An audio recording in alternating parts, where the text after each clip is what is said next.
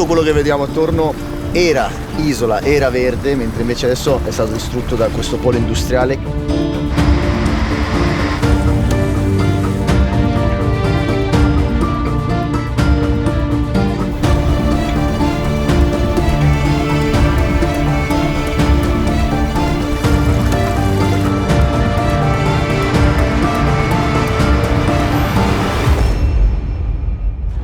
Il mio nome è Giuseppe e ho una missione: girare il mondo per incontrare i personaggi più straordinari del pianeta e fargli una semplice domanda: cos'è per te la felicità? Benvenuti nel progetto Happiness.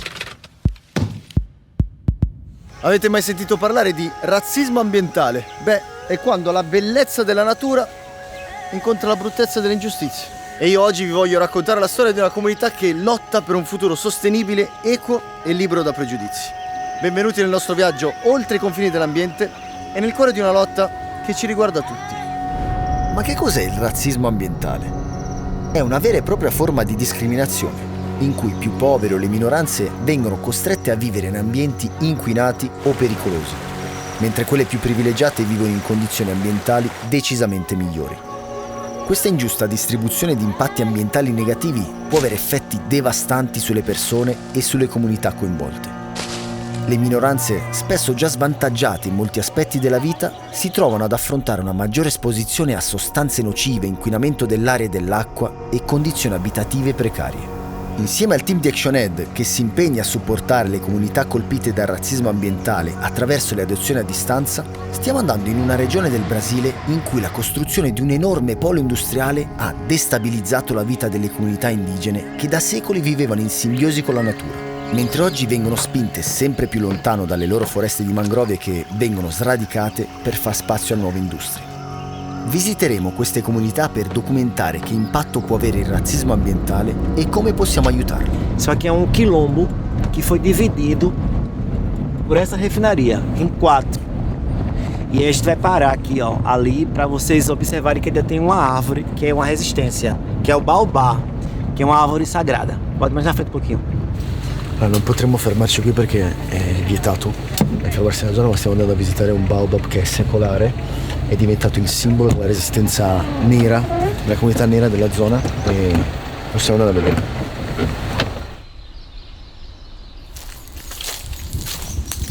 Se toca, se energiza, porque é uma árvore que é secular, sabe? È un simbolo per tutta la comunità nera nella zona, ed è un simbolo doppio perché il baobab proviene dall'Africa e quindi per loro è veramente un ricordo anche alle loro origini, e loro vengono qui per raccogliere un po' di energia e ricordarsi che come lui sta resistendo a tutto quello che sta succedendo attorno, loro devono fare lo stesso. Questo per loro è il simbolo di resistenza, il loro baobab. Siamo appena entrati in un quilombo, che è una comunità rurale di discendenti di schiavi africani che sono scappati dalle piantagioni al periodo coloniale per ricercare la libertà e l'autonomia in zone rurali, in zone lontane dai centri abitati. E qui però hanno mantenuto delle usanze tipiche dei loro paesi di origini africani. Se non mi morde il cane vi racconto il resto. Ciao bello, calmo, tranquillo. E calmi ragazzi, calmi. Grazie, obrigado. Ecco, la ragazza mi ha salvato. Dicevamo, anche il nome Quilombo deriva dai ribelli africani che cercavano di non sottomettersi, non sottostare alla schiavitù. E quindi quel nome ricorda anche una storia drammatica di questa popolazione che qui porta con orgoglio il colore della pelle e la loro storia. E noi stiamo andando a incontrare la matriarca di questa comunità, perché qui in realtà comanda una donna. Na casa do meu amor tem passo na gaiola, tem patativa de gola, tem bico de tempero. Tem passo no terreiro, tem ranço na garganta, toda vez que ele canta cajueiro, cajueiro. Minha mãe dizia pra mim que chegou aqui, veio no navio da África, não sei de onde foi, muita escrava, trouxe uma semente na cabeça, ela dizia, escondeu e trouxe. É por isso, há muitos anos atrás. Era que tem um pé de baobá para ali, para a beirada do caminho. E até hoje a gente toma nessa luta e eu não sei em que vai ficar, né? E tô por aqui. Agora, para eu sair daqui só que me matar, porque tirar a moto de dentro de casa, porque eu não vou sair do meu sítio para ir para a rua e andar, não. Eu não vejo porque aqui é lugar de pobre. Mas para fora eu vejo que a cor tem diferença. E agora, para mim, assim, que eu não tenho nada, sou pobre, são tudo igual. Porque quando morre preto, branco, rico, vai tudo para debaixo dela. Mas só que hoje, em cima da terra, o ricão quer botar uma diferença do preto pro branco. Mas com essa aqui, eu tenho muito orgulho. É dessa aqui é onesta. Nelle parole della matriarca ci sono le tracce della storia di schiavitù e di oppressione che lega questa gente, ma anche la determinazione e la dedizione con cui la comunità difende la propria cultura e la propria terra. Il rischio di perderla per sempre però è molto concreto perché poco lontano da qui già centinaia di famiglie sono state costrette ad abbandonare un vero e proprio paradiso terrestre che ora è diventata un'isola di cemento. I pescatori della zona mi hanno raccontato che a causa di questo cambiamento ambientale, di questa trasformazione dovuta all'industria, anche il comportamento degli animali è cambiato, è diventato anomalo, come per esempio gli squali. Gli squali qui non hanno mai attaccato nessuno, mentre invece da quando c'è stata l'installazione del polo industriale c'è stato un aumento smisurato di attacchi agli squali e adesso qui tutti hanno paura di farsi il bagno.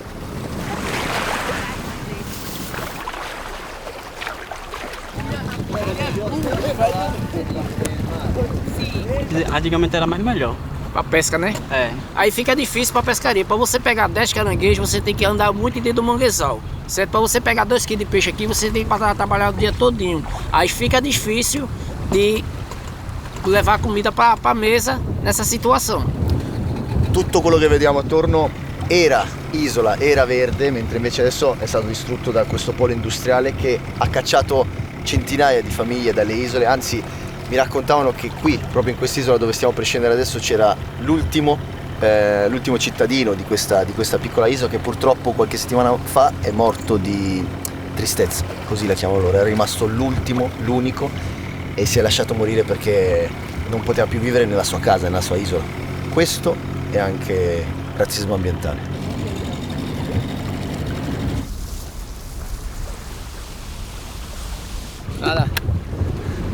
Siamo appena arrivati su quest'isola ed è veramente, veramente impattante vedere tutte queste isole verdi, verde smeraldo e poi, bam, quell'industria. Qui c'erano famiglie, decine e decine di famiglie che vivevano qui in questo paradiso e non stento a credere che quando le hanno cacciate da qui sicuramente non erano molto felici. La passerella che stiamo per fare è proprio la strada che fanno i bambini per raggiungere la scuola e chiaramente non è molto sicura, soprattutto perché quando ci sono le stagioni delle piogge tutta questa strada, tutta questa zona si allaga, i bambini non possono neanche più andare a scuola. Questa sarebbe l'unica luce che illumina questa strada perché nel villaggio non c'è né luce né acqua corrente, qui non si può costruire nulla, quindi le persone vivono con quello che hanno e questo è un allaccio di fortuna che illumina un pochino la strada. Adesso andiamo in questo villaggio per incontrare la comunità di pescatori che è stata colpita direttamente dalla costruzione di questo polo industriale. Wow, guarda, guarda. Tutto attorno a me ci sono delle mangrovie meravigliose che svolgono un ruolo essenziale per l'ambiente e per questa comunità. Sono l'habitat ideale per pesci, crostacei e molluschi. Agiscono come filtri naturali per l'acqua e le fitte radici aiutano a prevenire l'erosione costiera proteggendo il villaggio dagli effetti dannosi degli eventi climatici estremi.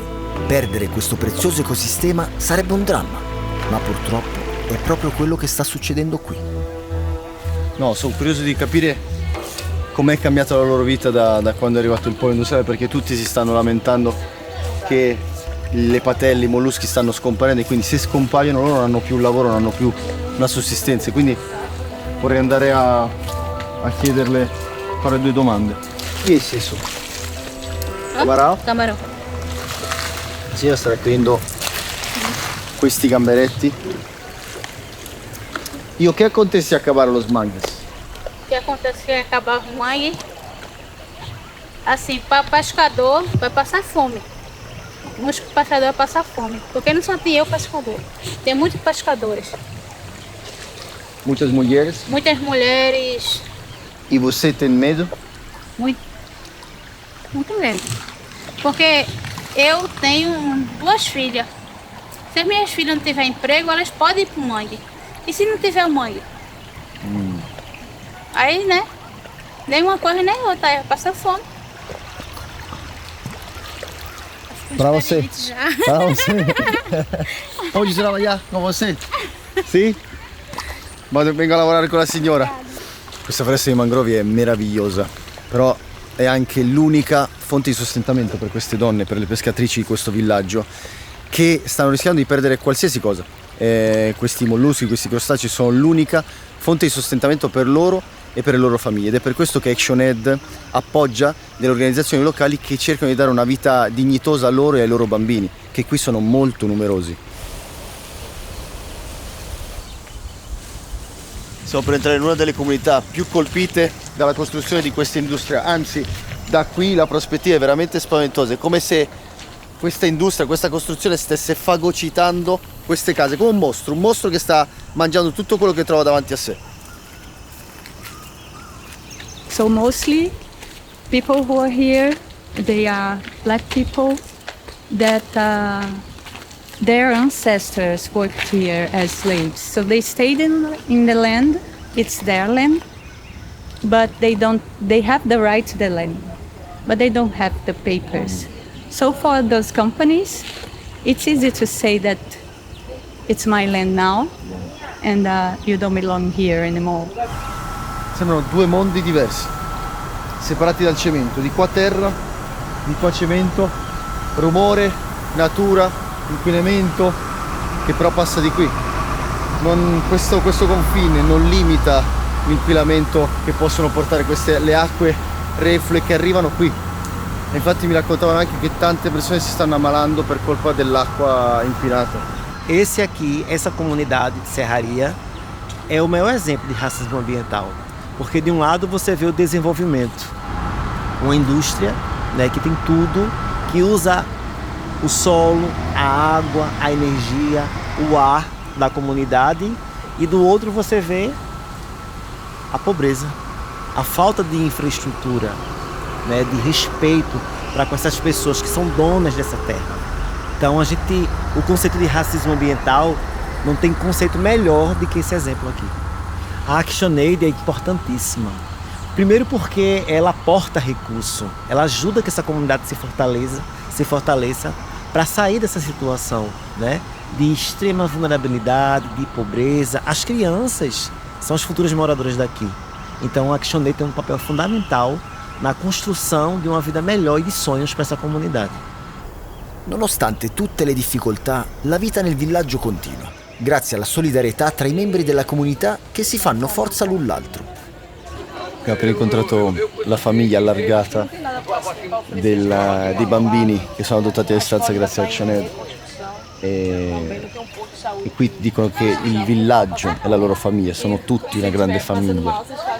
È una cosa che abbiamo incontrato in tutte le comunità che abbiamo visitato.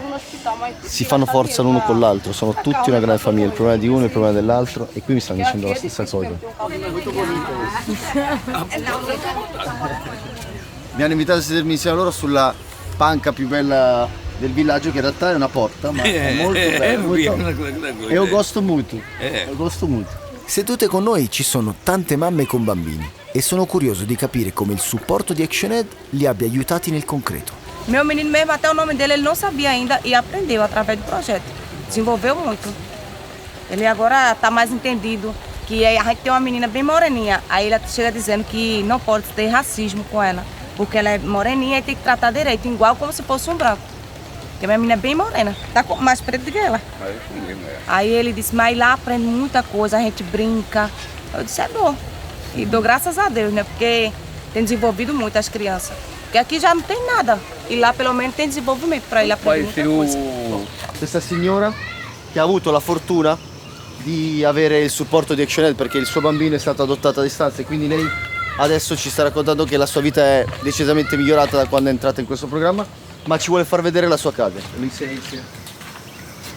Ou não? Questa è casa loro. Lì C'è la griglia, con licenza. Não é bagunça hoje. Wow, molto grande, no? É grande. Tem luz? Tem não. Não luz. Tem, mas tá queimada. Ah. É mesmo que tá dormindo? E água? Tem? Tem água. Sì. Tem. Esse é outro banheiro. Bagnero, isso è bagnero. Ok. Questo è il loro bagno. Con un uccellino. Sala. Wow. Aqui é o outro quarto. E o quarto do menino? É o quarto do menino. E ali é outro Isso. banheiro. Peraí, Jackson. Jackson, aqui. Dove sta o quarto? Esse é o quarto de Jackson. Isso. Ah, muito bonito. é outro Con, banheiro. con bagnero. Tem todo, Jackson. Isso é para ir à escola? É, pra ir pra escola. Ah. Aqui ele botou o bichinho dele, um bichinho de estimação dele que deixou aí. Ah. Come si chiama? O olhinho. A ver. Quieres? Pega ali, Jackson. Ele. Anche un coniglietto, Jackson. I bambini non sono molto abituati ad avere ospiti che li vengono a trovare e la mia curiosità riguardo le loro vite li imbarazza un po', ma dalle loro timide parole è chiaro che qui basta molto poco per essere un po' più felici, soprattutto quando sai che persone lontane ti vogliono aiutare. É poder saber que todo mundo tá aqui para nos ajudar e a gente pode contar com vocês.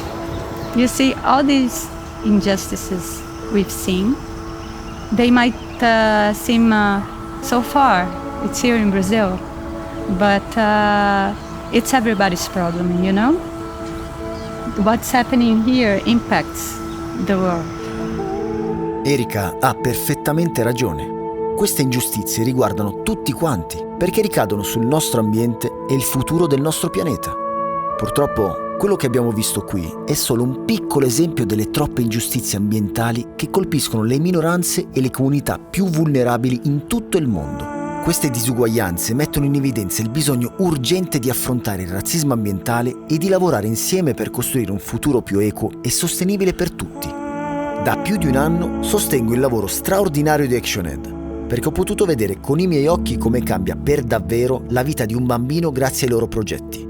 L'anno scorso vi ho mostrato quanto è preziosa un'adozione a distanza per Alex, un bambino con cui ho vissuto per qualche giorno in Kenya. Da allora centinaia di voi hanno adottato bambini in tutto il mondo, cambiando per sempre il loro futuro. E questa volta possiamo fare lo stesso, tutti insieme. Con una semplice donazione possiamo combattere queste ingiustizie e dare una migliore prospettiva di vita a più bambini possibile, indipendentemente dalle loro origini o provenienza. Scegliere di adottare un bambino a distanza con ActionAid significa unirsi a una rete di persone che si impegnano per un futuro migliore per tutti, senza distinzioni. Adotta anche tu un bambino a distanza, cambia la sua vita e anche la tua.